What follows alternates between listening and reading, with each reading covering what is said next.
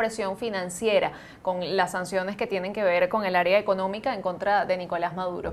Alcalde, quisiera que nos ampliara este punto, específicamente qué sanciones podría imponer Brasil al gobierno de Nicolás Maduro.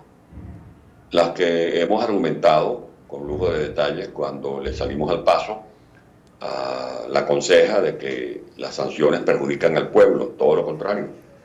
Los que perjudican al pueblo son los que pretenden seguir cometiendo tropelías, cobijándose con un manto que les da impunidad.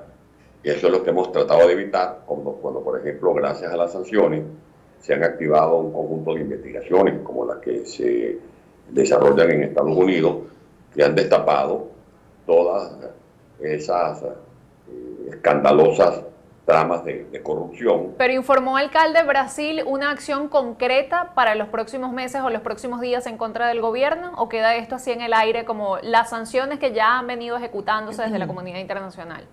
Bueno, recuerda que ya el Grupo de Lima, por primera vez, el pasado 4 de enero, desde Perú, anunciaron no solamente el llamado a los gobiernos a que no le vendan equipos bélicos a la dictadura de Venezuela, el llamado a los organismos financieros a que no realicen acuerdos en ese sentido con la dictadura de Venezuela, sino, repito, por primera vez se anuncian la aplicación de sanciones financieras en el ámbito de América Latina.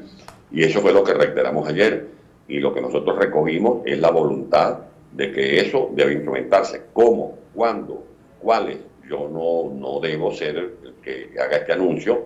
Nosotros nos limitamos a hacer el planteamiento en nombre de los venezolanos, estas sanciones financieras, como por ejemplo las que tienen que ver con el grupo Gafi.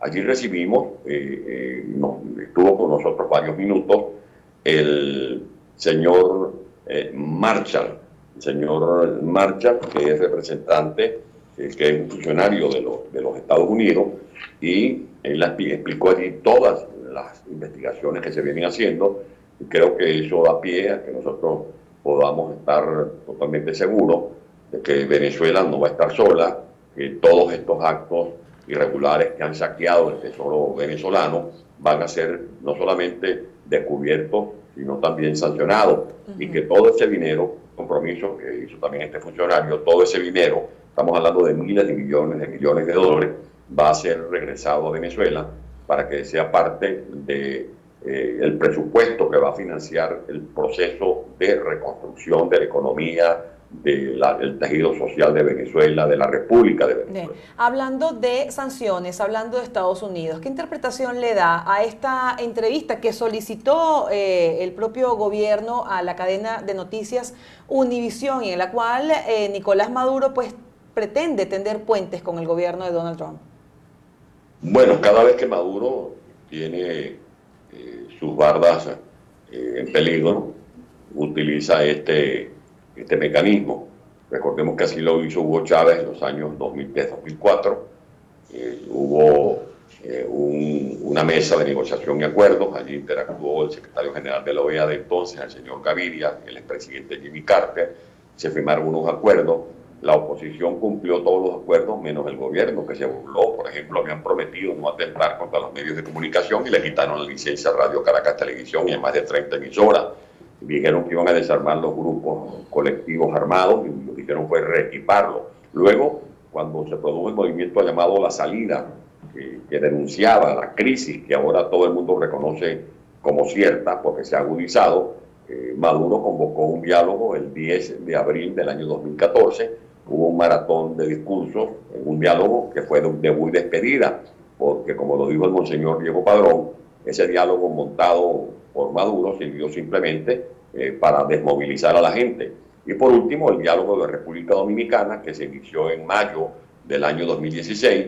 Han transcurrido ya 3 años que le sirvieron a Maduro para seguir hundiendo a Venezuela en esta espantosa crisis, mientras que el pueblo de Venezuela lo que está es martirizado y sufriendo, como los millones de venezolanos que siguen en el territorio nacional en medio de esta escasez y esta crisis alimentaria y de salud, y los millones que hemos tenido que salir al exilio. Por lo tanto, Maduro en este momento lo que está buscando es conseguir una bombona de oxígeno, y esa bombona de oxígeno es otro diálogo, porque a él le ha ido muy bien con estos diálogos que no son más que parodias de diálogos que no llegan a ninguna parte. Alcalde, decía Nicolás Maduro que él estaba dispuesto a hablar, a negociar y a acordar con Estados Unidos. ¿Qué tiene en estos momentos que negociar el gobierno de Nicolás Maduro con el gobierno de Donald Trump? Bueno, yo creo que lo que tiene que negociar no solamente con Estados Unidos, sino con los gobiernos que están agrupados en la OEA, en la Unión Europea, en el Grupo de Lima, son los términos para que no siga siendo el obstáculo entre esta dictadura que él representa y el sueño de libertad del que no quiere despertarse el pueblo de Venezuela, sino cuando veamos ya definitivamente a Maduro abandonar las instituciones que está usurpando. ¿Y ha habido alguna propuesta concreta en las últimas horas de diálogo con la oposición en Venezuela, alcalde, de parte del gobierno de Nicolás Maduro? No, que yo sepa, no. En todo caso, nosotros no estamos en condiciones de ir a un diálogo con Maduro cuando bien sabemos que ellos no honran su palabra, y lo que está planteado ahorita en este momento es definir los términos para que Maduro no siga siendo el estorbo entre esta tragedia y la esperanza de los venezolanos de retomar el camino del progreso. Por eso en las reuniones que hemos sostenido con factores de la Unión Europea, también le explicamos que no estábamos de acuerdo con esa proposición de crear un grupo de contacto que no es otra cosa que otro esquema dialoguista del que se sirve Maduro para entretener a la opinión pública nacional, para hacer piruetas a nivel en los escenarios internacionales, pero nunca a cumplir lo que se firma en esos papeles. Por eso hay más presos políticos en Venezuela, más torturados. Por eso vemos que la crisis económica y social lo que hace es agudizarse cada día con estas locuras desesperadas de un régimen que sabe que está en fase terminal, pero que trata de sobrevivir sin importarle el daño que le hacen al país. ¿Qué expectativas tiene con respecto al 23 de enero, Antonio?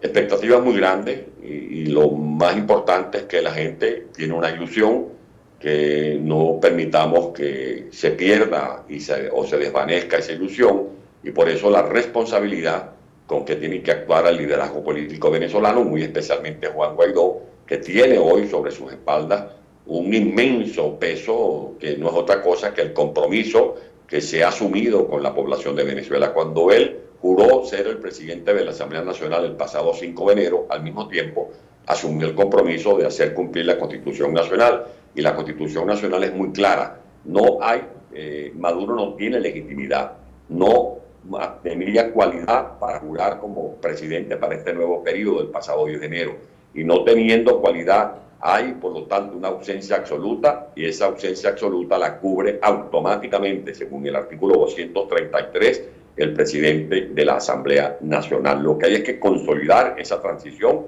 que la gente sepa que todos estamos jugando de limpio, que este es un momento de que todos tenemos que apoyar a Juan Guaidó. Le tocó a él ser el protagonista de esta coyuntura. Vamos a apalancarlo, vamos a darle la mano con la mayor transparencia, con la mayor sinceridad, porque al fin y al cabo lo que debe contar para cada uno de nosotros es lograr lo que ha provocado tantos desenlaces, tantos problemas, tantas dificultades, tantos sacrificios, que es la libertad de Venezuela.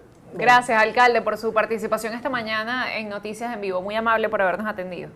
Muchas gracias a ustedes, y quiero aprovechar estos últimos segundos para que la gente que me está viendo en cualquier parte del mundo, a los venezolanos que se organicen para este 23 de enero, organízate, marcha, vamos a luchar todos para evitar perderlo todo. Y en Venezuela, por supuesto, mi palabra de aliento y reconocimiento a las mujeres y a los hombres que luchan, arriesgándolo todo por la libertad de Venezuela. Gracias, Antonio. Antonio Ledesma, pues exalcalde.